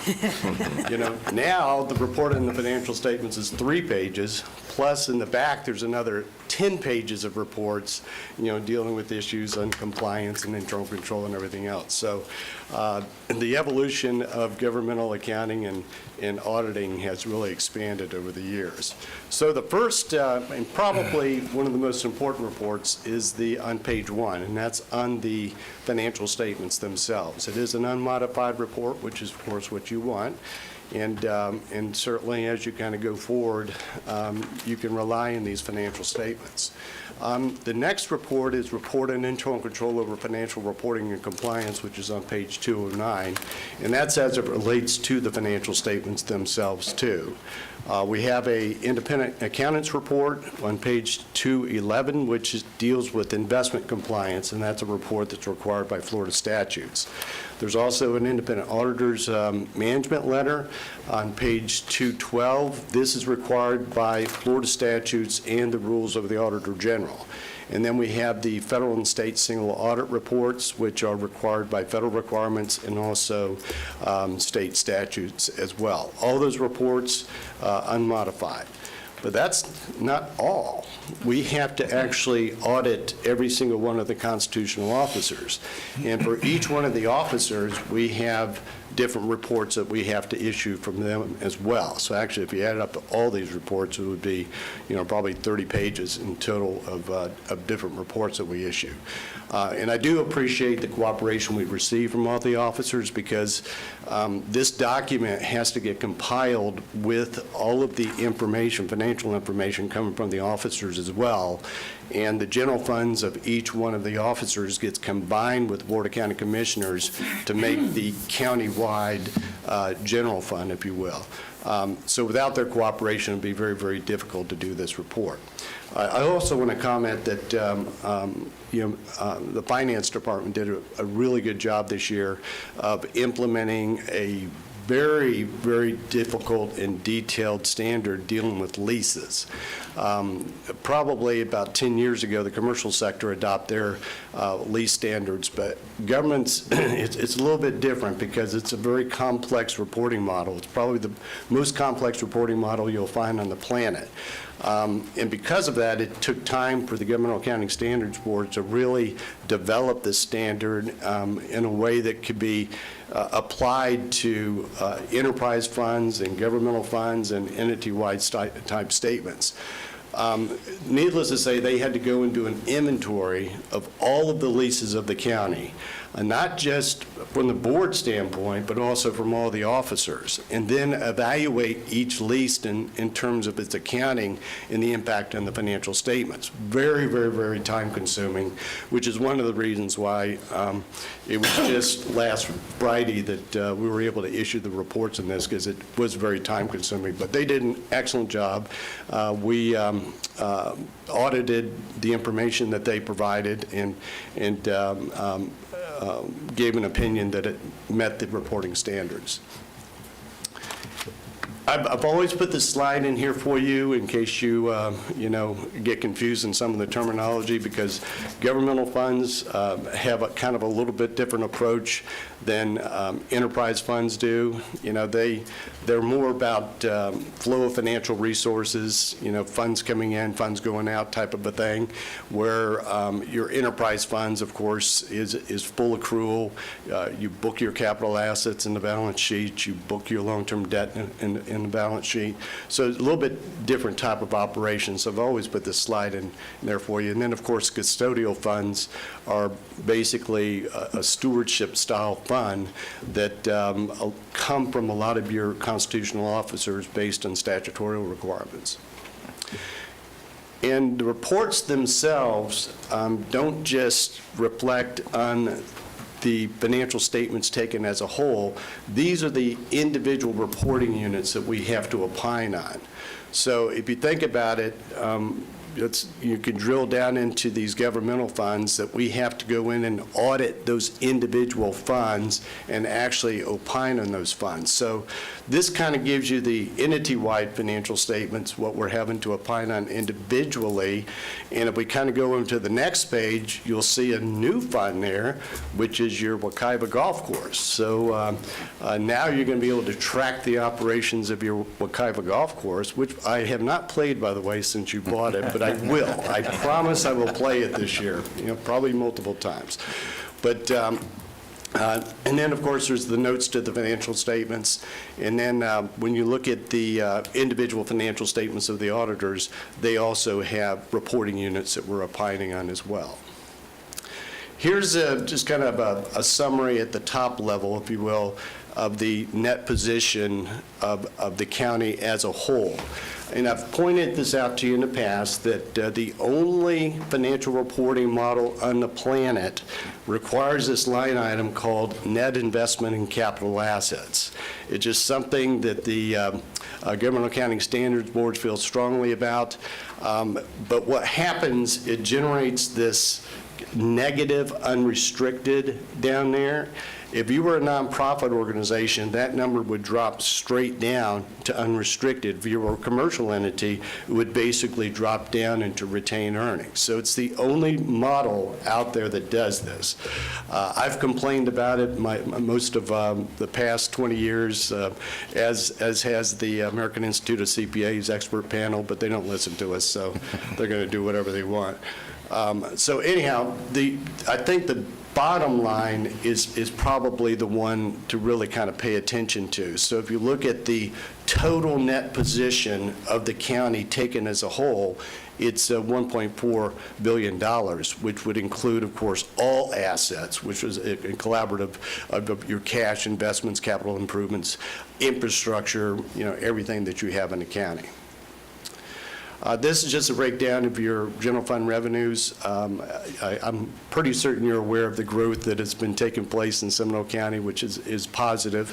I think it's also helped you maintain fairly low millage rates by comparison to other counties in the region, and it's really kind of been a nice windfall, if you will, from people escaping the north and coming down to one of the greatest states in the country to live in, and certainly Central Florida has gotten their share of new construction and also, new folks. The only thing on here, and you're probably aware of it, is the investment income loss. There's nobody that had any investment gains this year, just so you know. I haven't seen a single one. I kind of look at it this way. We went through a period of time where we were making a lot of money, so all we're doing is giving a little bit back, and I think once things stabilize a little bit, as your investment advisor was telling you, I think everything will reverse itself at some point. This is just kind of an overview of your general fund expenditures, and what we've done in the past to kind of help you break down, what is the board's expenditures versus constitutional officers is identified those, by the particular operation. So you can see your BOCC operations for the general government, and then if you kind of go underneath that, court-related is obviously dealing with the clerk's office. Public safety would include the sheriff's office plus, a fire. And then we have physical environment, which is going to be pretty much all of the board's operations and economic and human resources and the others down there. But it at least helps you kind of break it out when you're looking at the financial statements to say, what are the expenditures directly related to the Board of County Commissioners. This right here is just the unassigned fund balance and unrestricted net position. Your enterprise funds have always been strong. Your internal service funds have always been strong. Your general fund is well in line with other entities that I see out there. As you know, this is a flash in time, so some of those reserves could have been, spent and budgeted for in this period that we're talking about, because this number reflects September 30th, 2022, and you're already deep into this budget cycle. So, but again, you're well within the parameters of other entities that are out there. And then the last thing, just after we get through one of the most complex standards that has ever been issued, which was on leases, we got a new one coming out next year that has to be implemented, and this is dealing with subscription-based information technology arrangements. So you can probably imagine, if you look at this from a county-wide standpoint, the number of these type of agreements that are out there. And again, what Finance Department's going to have to do is they're going to have to go out and do a full inventory of these things and evaluate them in terms of the new accounting pronouncements that have to be applied. So it's going to be time-consuming as well. But that's why Jenny lives for the moment, in terms of coming to work every day and enjoying a new standard that's going to be issued. And that's all I have, Chair Lockhart, and I'll be happy to answer any questions you may have. Fantastic. Thank you so much. Any questions, commissioners? Comments? No? I just have one. When we talk about audits in general, there are lots of different types of audits. Could you, just for the benefit of the public, describe for us what this audit looks for as opposed to a fraud, waste, or abuse type audit? Sure. I mean, it starts with this document right here. So what we're opining on is the information in this particular document. If you look at the records that back up this document. They were very, very, very detailed, extremely massive, and there's no way we have the ability to drill down into every crack and crevice, you might say, of your financial operations. We also don't get into any type of operational or performance type issues unless it has a direct relationship to the financial statements. For example, you could have a compliance requirement that may have a performance parameter to it that has a direct and material impact of the financial statements that we would, clearly audit. But just basic performance aspects of your operation, no. And it's certainly not a forensic audit. And you're familiar with the last forensic audit I did for you. It's nowhere near that level of detail that you would go into looking for either type of insignificant irregularities related to these financial statements or fraudulent type activities. So there's a lot of different audits you can do, and certainly we're always willing to go into more detail if you want to, but that's basically what you're getting is comfort in knowing that the financial statements are fairly presented. Okay, thank you so much. Commissioner Zembauer. Thank you, Madam Chair. Dan, thank you very much for job well done, as usual. My apologies not being able to get with you prior to this presentation. I do have one question. In slide 10, just for the benefit of the public, on the general fund reserves percentage at 32.3, are you able to elaborate on what that means? I understood this is September of 2022. Mm-hmm. Well, we've talked about this in the past, and I have a definitive opinion myself, based of 45 years of experience in auditing governments, that I believe that at a minimum you should be somewhere around 25%.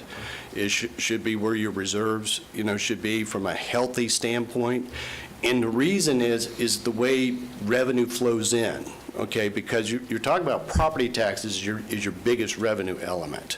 Well, you know that there's a delay between when you start the fiscal year on October 1st versus when those tax receipts come in. So you certainly want to have enough reserves in there to cover your operations through that period of time.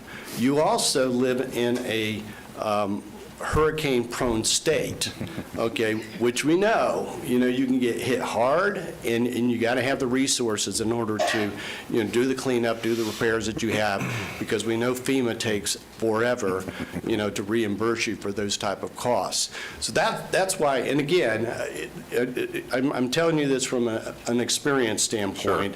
Sure. There's probably somebody that might argue, differently, but I just think from a conservative standpoint and being fiscally sound, I think 25 as a minimum, and I think anything above that is really good. Great, thank you. Right. And Chairman, to point out that these reports are all available on simulclerk.org for people who are watching, like to research that, and go to the clerk website, type in financial reports, or you can find a link to it, and we'll be posting these soon on there. Fantastic. Thank you so much. Anything else? Well, and because everything got, pushed so quickly, if any of you want to have any questions after you've had a chance to kind of chew on these things a little bit, I'll be happy to circle back with you and talk to you. And it was kind of hard to kind of reach out to everybody as quickly, and all of you are very, very busy, so to try and do that in a day was very difficult. So I will, most of you know my cell phone number, and all you got to do is give me a call, and I'll be happy to speak with you. Great. And Thanks, I ma'am. truly do appreciate you declining my offer for the 6 a.m. briefing. Well, I can do it at 6 a.m., and Dan was very gracious and said, I think you can make it. Well, I was in dreamland at 6:30, just so you know. That would have been difficult. All right. Thank you so much. All right. We Thank appreciate you. it. Thank you. Madam Chair, before we go to consent agenda, can we take a 5-minute break, please? Sure. Yep, we'll take a recess for 5 minutes. We'll come back at 10:30.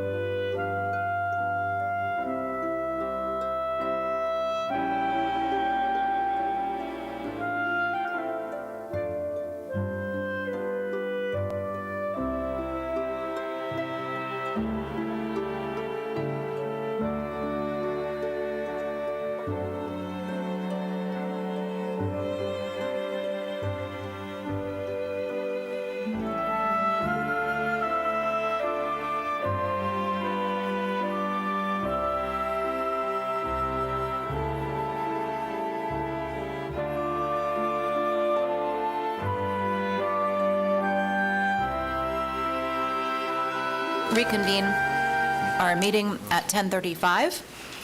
Up next, we have our consent agenda.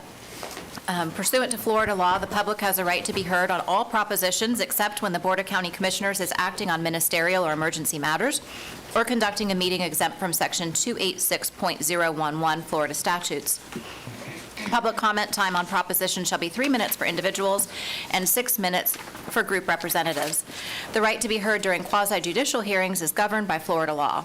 The public will be provided the opportunity to be heard on non-agenda matters at the end of the meeting. That's at the end of our 1:30 meeting this afternoon. In accordance with the operating policies and procedures of the Seminole County Board of County Commissioners, Section 2.175, Public Participation Before the Board, comments shall be limited to the subject being considered by the board. All public comments shall avoid personal attacks, abusive language, and redundancy. Disrespectful, rude, irrelevant, or slanderous remarks or disruptive behavior may subject the individual to removal from the board chambers. The chairman may curtail repetitious comments. Ms. Beach, do we have any members of the public that would like to speak on the consent agenda? We do. The first one is Michelle Smith, speaking on item 13. All right. Ms. Smith?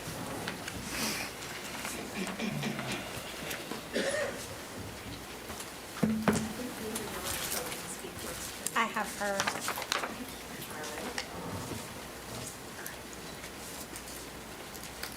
Good morning. My name is Michelle Smith. I'm the Vice Chairman of the Sharing Center here in Seminole County and appreciate this time to speak.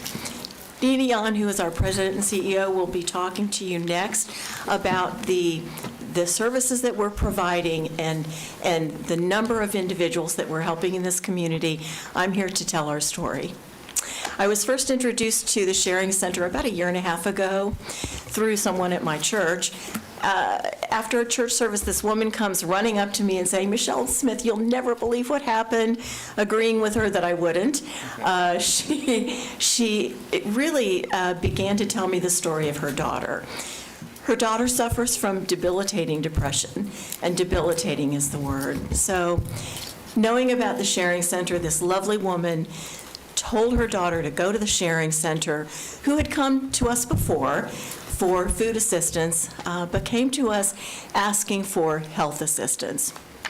The Sharing Center put her together with a counselor, a certified health counselor, that guided her through better mental health and literally saved her life.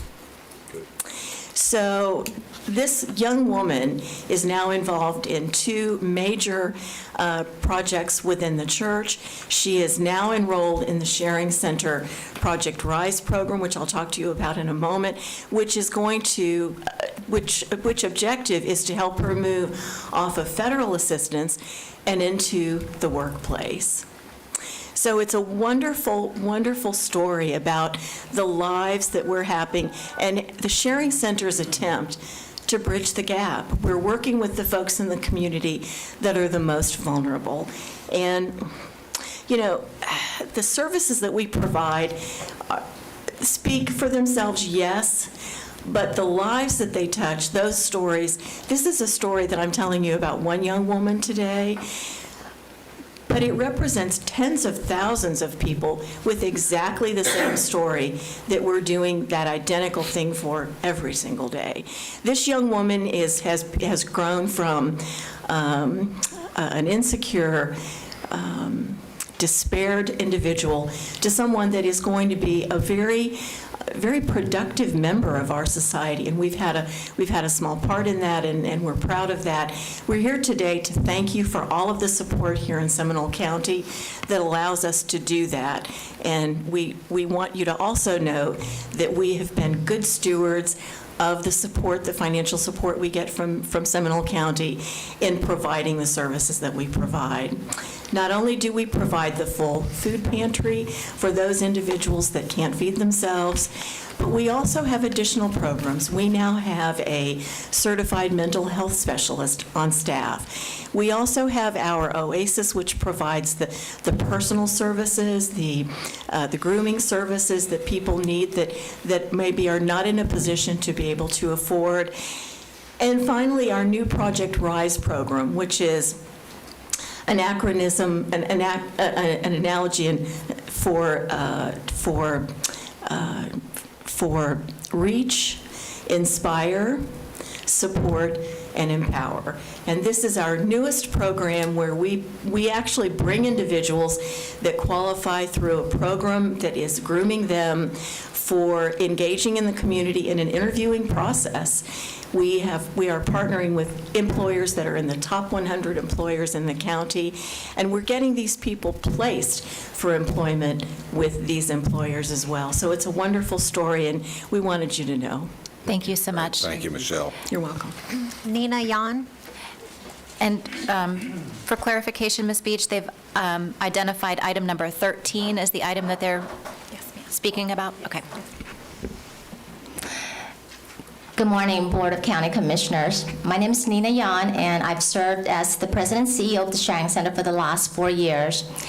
The Sharing Center has been a lifeline for many families and individuals that are struggling to make ends meet for the last 37 years. And we didn't do this work alone. We did it with all of your support and all of your funding and all of your generosity. And my team and I are here to say thank you to all of you all for allowing us to continue to grow and add programs like the licensed mental health counselor that Michelle just spoke about. Because without your funding and without your continued support, we wouldn't be able to continue to grow and serve even more clients. And I'm going to refer to my notes because the funding has just been so incredible. So in the last decade alone, the Seminole County Board of County Commissioners has provided over $1,050,285 to grow our program. Again, $1,050,285, and we are so grateful.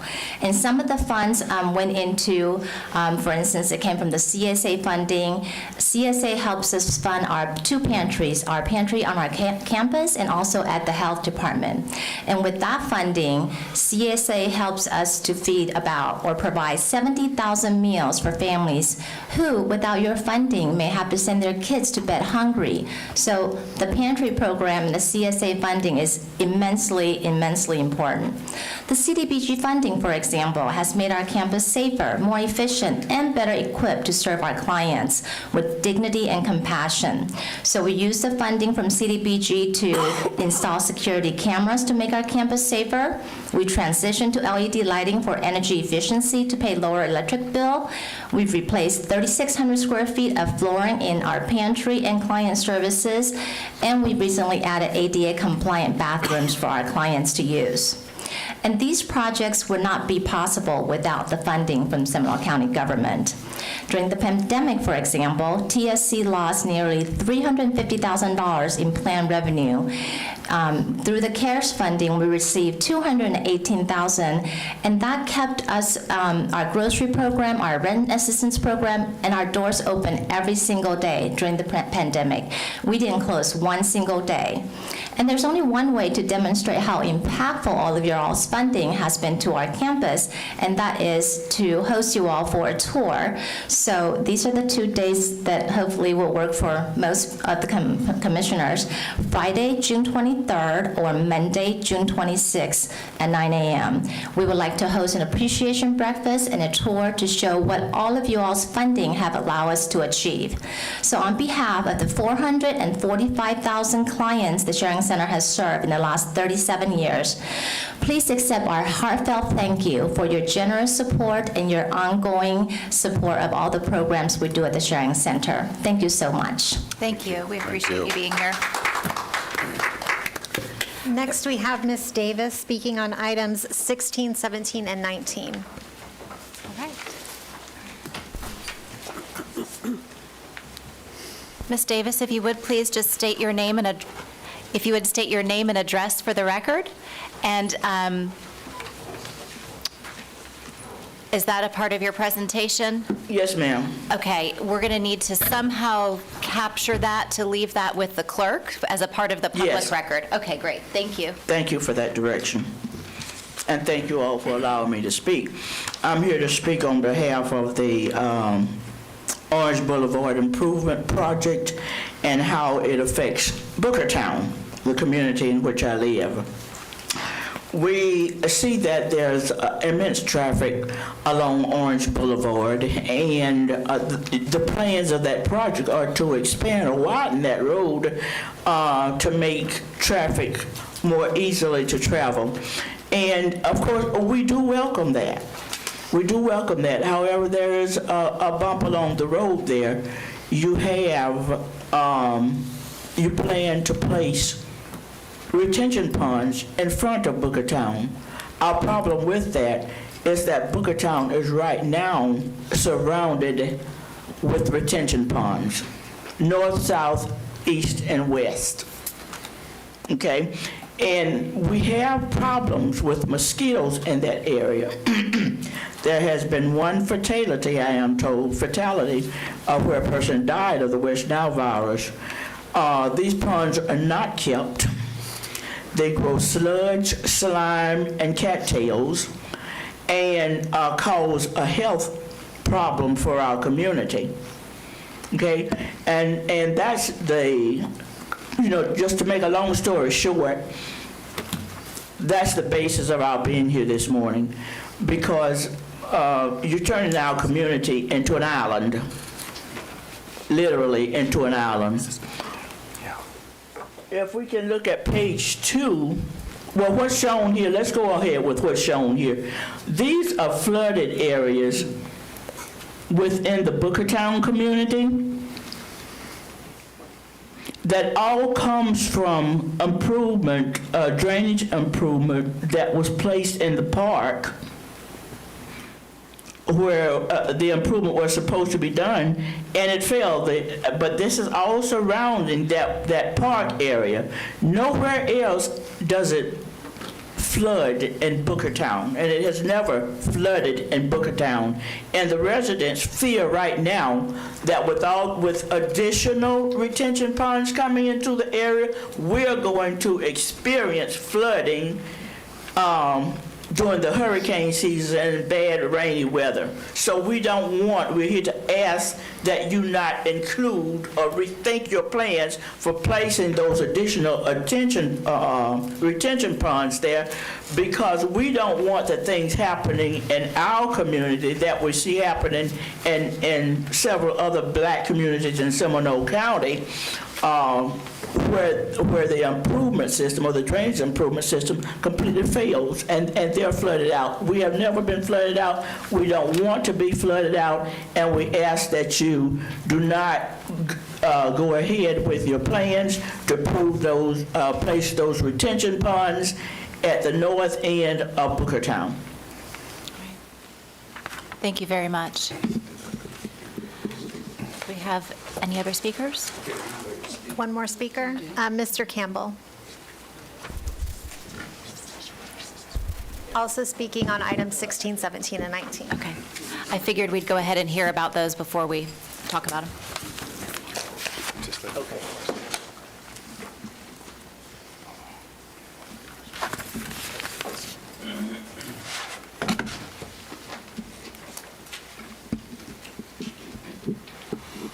Mr. Campbell, you're welcome to speak from that microphone if you need to point to anything on those pictures. All right, thank you. Yep. My name is Reginald Campbell. I'm president of the Bookertown Improvement Association. And Ms. Davis touched on quite a few issues and concerns of the community. Our primary concern is, if you look at the map here, where they're proposing these retention ponds. Now, we met with the engineer, John Dre, Director of County Engineering, and I asked him the depth of those ponds that they're putting in the north end of the neighborhood. He said he didn't know, but I feel that's a very important question, and him being of that stature should have been able to tell us that. There's another pond, as Ms. Davis stated, in the southwest corner of Bookertown, and that's more of a lake than a pond. And what they're putting up here behind the mailboxes in the northwest corner is the same thing. Then another one in the north end adjacent on the west side of Dunbar Avenue. There's already an existing pond on Dunbar Avenue. They're going to widen it and make it bigger. And we're just trying to figure out how is that really benefiting the people of Bookertown. We don't object to progress. We want to see progress.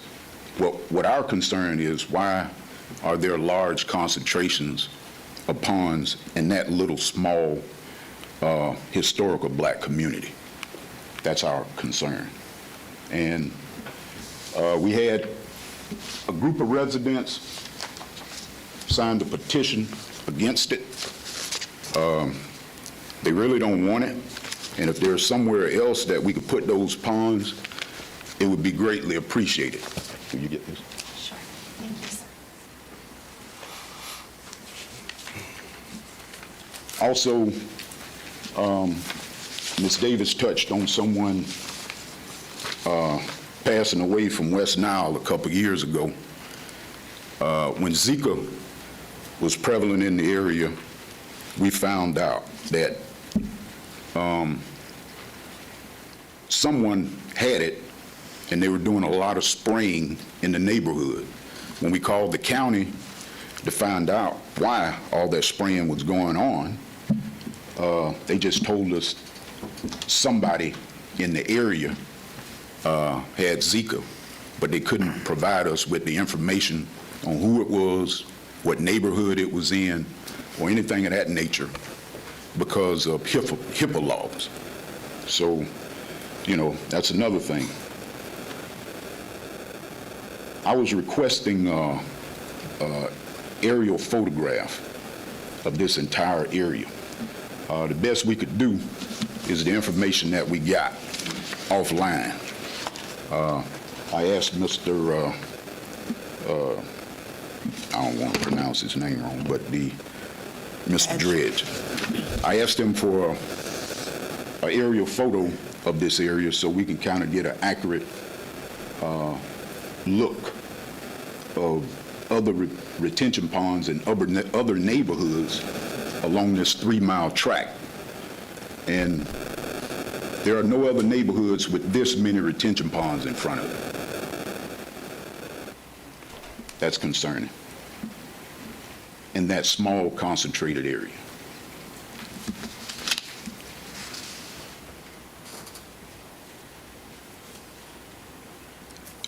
Now, Ms. Davis also pointed out about other neighborhoods flooding. My mother-in-law was one of the people that got flooded out, and it was because of retention pond in the neighborhood of Academy Manor in Sanford. Retention pond is maybe 60 feet from her house, and it flooded her house out.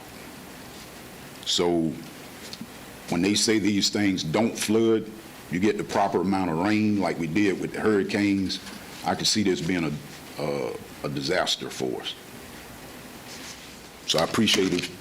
You guys take a deep look at this and see if there's somewhere else along that corridor where you could put these ponds so they won't endanger us. I know it's been called the safety project, but the way I look at it, it's not too safe for us. Thank you for your time.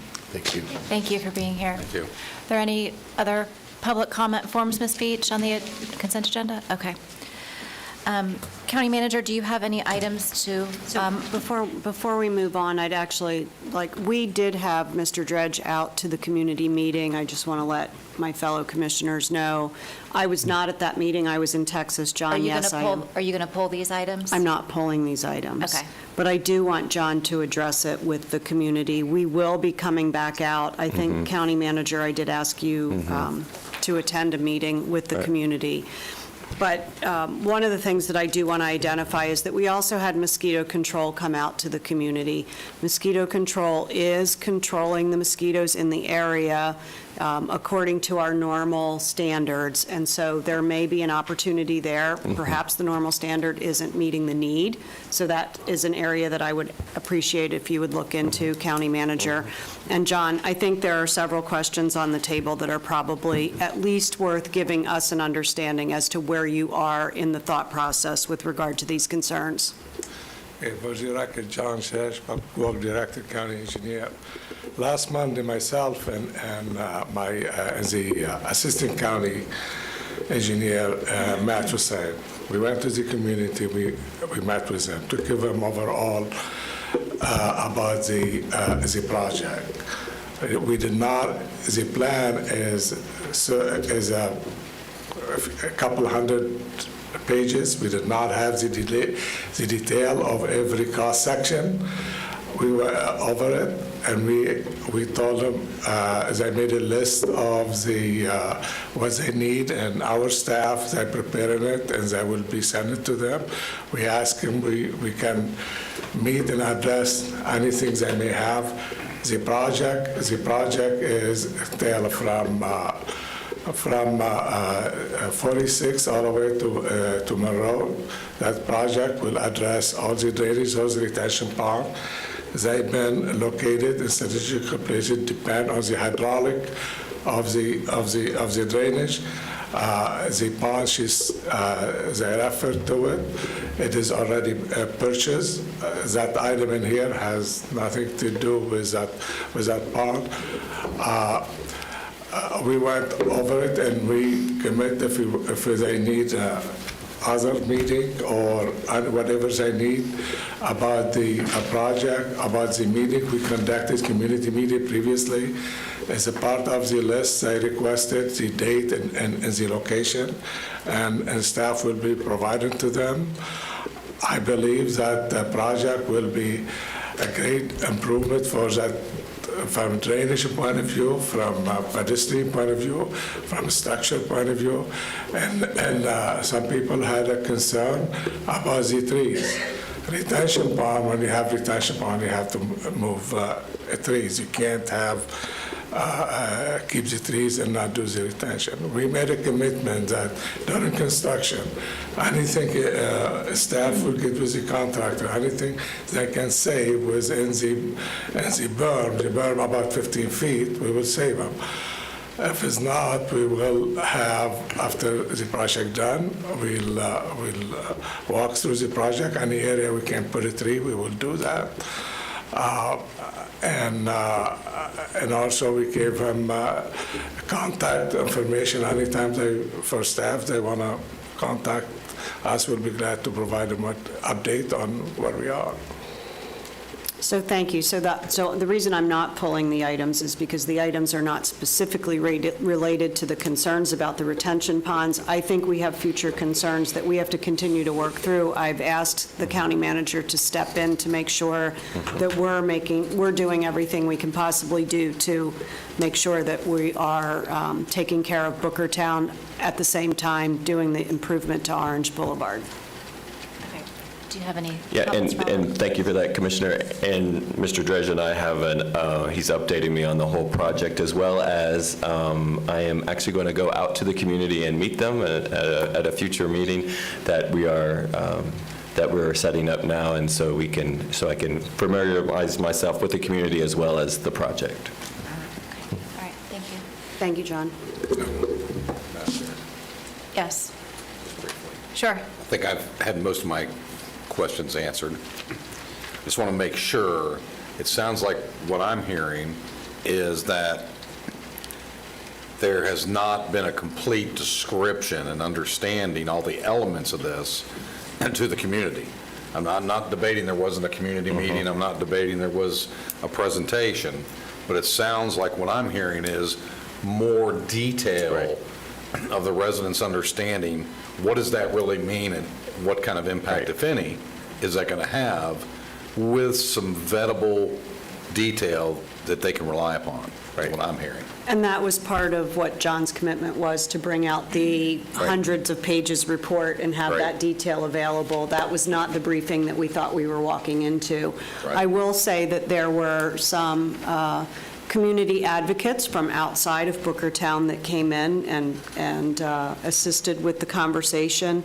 And I do think we owe it to the community to make sure that we're communicating directly to you with regard to the things that are happening right there in that neighborhood. And we have that commitment from staff all the way through the county manager. Great. That's all. Thank you. Madam Chair. Commissioner Talari. Mr. Gray, so what I'm hearing is that when I was briefed on this, the issue that we've been talking about is Orange, and now we have Bookertown that's an issue. I want to make sure that as we move forward, we're not causing issues in another neighborhood. Right. For the sake of another one. Correct. Yeah. And I think that's what I'm hearing here, that Yes. we're not going to do that, and you're making the commitment. Yes. That we will fully flush this out. Correct. Yes, and that's what and that's exactly what Commissioner Herr and I discussed as well. And that's why, as well as Mr. Dredge and his team bringing me up to speed on the whole project and actually invited me out, to the community. Just as the Commissioner said, with all the detail, not only for me to get to know the community, but also go through this whole project again, and that commitment to you all that we're not going to be impacting not only there, but other communities. So the question that I have now is that if you're going to be doing that, do these pieces of property need to be purchased now, or can we wait? And I'll defer to Mr. Dredge, but they have indicated to me that yes, they do need. The question needs to be asked before we move forward. Yes. Yes, please. Someone answer it. Yes, I'll have Mr. Dredge come up.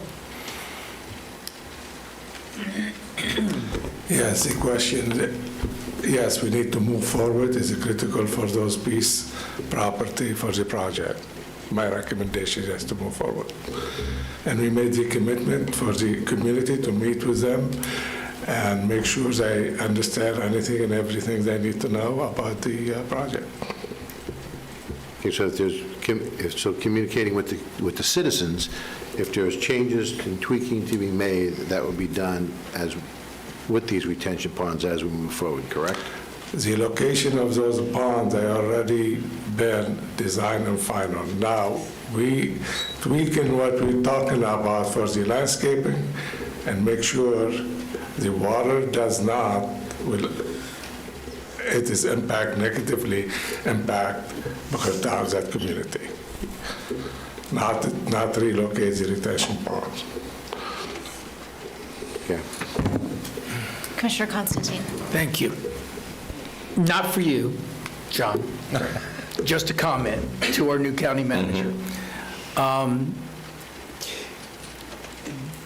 Historically, and you and I have talked about this, there has been, a environmental injustice in some locations based upon demographics that, I know in our hearts we're not doing that right now, but I want to make sure that we review these plans, because when you say that they're completed and done, that simply says that we're not going to reevaluate that whatsoever. And I do want it to at least be given a cursory review to make sure that this is proper and that we are not harming any community, established community in Seminole County. So that's a comment. That's all I'm going to say. I'll leave it to the county. I'll leave it to the county manager to work with you, Mr. Dredge, on that. Right. And if the board is more comfortable as we go through this, we can hold up, if you want, on these till the next meeting, and we could at least and go out to the community. However, go ahead, John. The reason for my concern is the buyer, is that took, and I have Ed Barfield, is the one who represent us for the purchasing. It took a lot of effort the last six months, and my concern is if we don't move forward, may not that deal goes through it in the future, and those is not is the only thing is for retention pond. It is not in the Bookertown community. Those additional for the right of way. And what I said before about the location of the pond, I don't mean that, hey, if we evaluate it, they're going to be impact the community, we're going to leave them the way it is. We had our design, we went over it and over. They is a positive to that community, that area, improves the drainage. Of course, if you see something is negatively impact, you're not going to leave it, you're going to improve it. I just want to make sure, clarify the statement. Commissioner Constantine. Thank you. And again, back to the county manager. I am not suggesting that we don't buy these properties. They've been negotiated, they've been completed. One way or another, we need these properties to improve Orange. I'm just saying we need to take a look at the outfall that then occurs on this, and I know that the district commissioner has indicated that she's on top of this, and certainly this was started way before you got here. I just wanted to make sure that we're all on the same page, and that those constituents there that are concerned about the impact in their community will be will be given all due respect and information to ensure that that area is not being impacted simply to improve another area. Commissioner Herr. And I would extend that request that mirrors my request to include ongoing maintenance, including mosquito control and ongoing maintenance to assure that berms aren't breached, that they're performing the way they should perform. So it is a very global look at this to make sure that what has happened in other communities does not happen here. Let's not duplicate a bad past. So it is broader than simply where to place the ponds.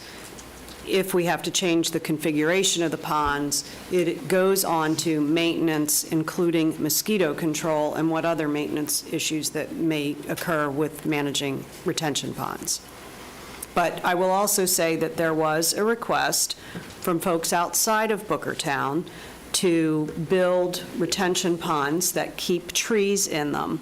And we do think that would be harmful to Bookertown because it won't retain if you leave the trees in the pond, according to our engineering teams and our external engineering teams. And so that has created some of the angst. Commissioner Sembauer? I'm ready to move for a motion. Okay. Well, we have... With that understanding. Well, we're not ready yet. We still... we kind of... Yeah. I understand what it is. The county manager still has something to pull. There may be other items to pull. We kind of got waylaid on this a little bit. So, well, if somebody wants to pull this for separate consideration, we're welcome to do that. But I think everyone is pretty much on record with direction. I think the county manager knows what that direction is. So let's talk about the other items on the consent agenda, if there are any to be pulled or modified. Yeah, Madam Chairman, I just have one, and that is item number 21. I'm going to pull that item, and I will bring that back to the board. Okay. Are there any other items that the board would like to pull for separate consideration or discussion? Nope. All right. So now let's talk about a motion. Thank you, Madam Chair. I'm ready to move forward, make a motion approval of consent agenda items 11 through 20, 22 through 25, and item 26, constitutional officers consent item. Second. There's a motion by Commissioner Sembauer, second by Commissioner Herr. Any further discussion? All those in favor say aye. Aye. Any opposed? Motion passes unanimously. All right. Thank you. Our next item is, County Manager, you have an update for us. Yes, ma'am, Chairman and Commissioners. Thank you. I just want to give you an update on the Yarborough property acquisition. As you know, you gave me direction to go ahead and move forward with the Florida Forever application of piecing it together, and our staff over the last couple of weeks have just been yeoman. They've really stepped up, learning about a program that we didn't know all the answers to, and we may not still know all the answers to, but we do have a short update for you. And at the end, have a recommended action for you all to discuss and give us direction on how to move forward. So as of now, Seminole County will submit the Florida Forever application for the acquisition of the Yarborough property on or before April 30th. That is the next deadline to submit. We also found out there's actually 2 deadlines during the year to submit for a Florida Forever application, April 30th, and there's one also in October. We're recommending to go ahead and submit April 30th of this year as recommended by the state's program manager. The Florida Forever staff recommended submitting the application April 30th to be eligible for funding in spring of 2024, considering that the current owner is wanting to move forward quickly. According to the state's process, the application review will then occur later in the calendar year, and a formal review of the application will take place. How that works is that they start reviewing these new applications when the state's new fiscal year starts, which is July, and they'll start reviewing that application. We do have an opportunity during that time as they review and they submit questions back and forth to us. If we need to amend that application at any point, we can amend that application during that time frame. In the fall is when they actually start, again, going forward with the process. In December of this calendar year of 2023, they would rank the projects submitted as of the April 30th deadline. Based on the discussion that we've had with the state, that we've been talking to them almost daily. I know Mr. Durr has. The Yarborough property would most likely be listed as a priority number 1 acquisition because of its connectivity to the state lands, as well as part of the state's wildlife corridor. And thank you, Commissioner Zimbar. He actually updated me last week. You know, the governor signed the wildlife corridor bill last week, so there's going to be additional funding coming up in that process. If the project is funded through the Florida Forever program, which we have a very good chance that it may well be, the state will execute all appraisals and sales agreements.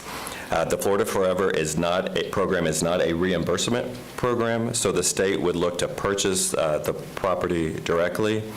And any direct county funds, partnerships, or matching funds may help only in one criteria, and we're actually getting some further direction on that and information on that because we're getting mixed signals, if you will, so we're going right to the source on that. What we don't want to do is jeopardize any potential funding opportunity that we have from the Florida Forever program if we want to move forward. Seminole County, we are going to be listed as the management agency at this time, but once the project has been submitted to the state, if a partnership develops with, say, the state forestry that's out there or St. John's River Water Management District, we can amend those as well, or other partnerships that may happen. The authorized requirement for the Florida Forever program from the Yarboroughs indicating that they are a willing seller has been delivered to our office and will be a part of that application. And if you will, I would like to throw out a recommended action, and just for discussion purposes, and if that's the way you want to go, throw out for your consideration. So staff is recommending that we approve submittal of the Florida Forever application for the acquisition of the Yarborough property, and authorize signing of the application and related documents by the chairman, county manager, or designee as appropriate, because there's certain signing things that we'll have to do to move this forward. And that's my report. Motion so moved. Second. Motion by Commissioner Zembauer, second by Commissioner Constantine. Any discussion or questions? I have a question for the county manager, if I Commissioner may. Delarue? Mr. Gray, how do we make sure that this is a priority as you identified instead of just submitting an application?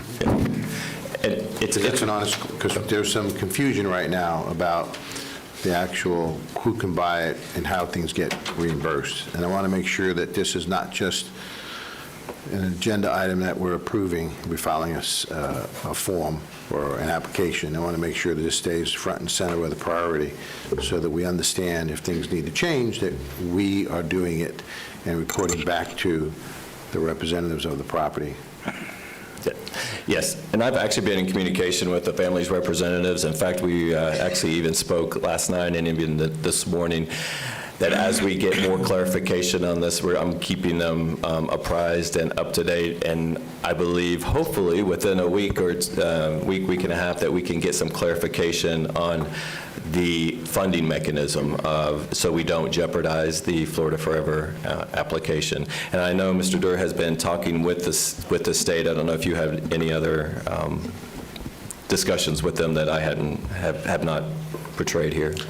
For the record, Rick Durr, Leisure Services Director. Our conversations with the program manager at Florida Forever, she's now set us up with their Department of Real Estate, who handles that process at the state level, for discussion later on this week, and just so that we can get some clarification on a number of things once the application is submitted. We do have a number of other opportunities for both us as well as the general public throughout the course of the next calendar year, as this runs its course through the state process, for both additional updates, additional clarification, discussions with various state agencies regarding potential partnerships, as well as opportunities for the general public to address this as well in a formal meeting that is set up by the state. So there's lots of other opportunities. This will continue on forward. Yes. And just a follow-up, so we have also made a call up to our state senator, Mr. Broder. We made a call up to his office, as well as we've even went so far as to call the governor's office as well, to discuss with them, just so we can answer some of these questions and we can get back with the family's representatives this week. The thing that we don't want to do is jeopardize the application, and so that's why we just want to get reassurances from them what we can and can't do on the local level. That. I want to make sure that we're moving forward, but I would like to see this on your county manager report from now on until we actually understand what's happening. Absolutely, will do. So that people realize that we are serious about this property. Will do. Okay. Commissioner Zembauer. Thank you, Madam Chair. Of course, this is my district, and to answer Commissioner Delari's inquiry directly, I think there's two things. Let our staff continue to work with the family representatives and our other staff in doing what's necessary on the state side. We, as the political body of this county, can make those calls. I've made those calls already, as the county manager has as well, to keep our other elected officials who would be very imperative in this process and making those steps move forward. And we've had good reception and good communication with those individuals. So I don't foresee this falling off the map. I don't see this falling underneath the carpet. There's been no indication from the county manager this is something that we're just putting in the closet and saying goodbye. I think we're going to get an update on a regular basis. Yes. So I'm very happy that we're moving forward with that. So thank you all very much. Thank you, Mr. Durr. Any other questions for the county manager or Mr. Durr? All right, thank you. You're welcome. Great update. And you're going to vote on the motion? Call the question. Yes, I'm so sorry. There's a motion. Who made the motion? Forgive me. Commissioner Zembauer and Commissioner Constantine was the seconder. It's all coming back to me now. All those in favor say aye. Aye. Any opposed? Motion passes unanimously. Thank you. Thank you. Thank you. And that's all I have, Madam Chairman. All right. Any briefing from the county attorney's office? Nothing at this time, thank you. All right. We will recess our meeting at 11:15 and reconvene at 1:30. Okay, thank you.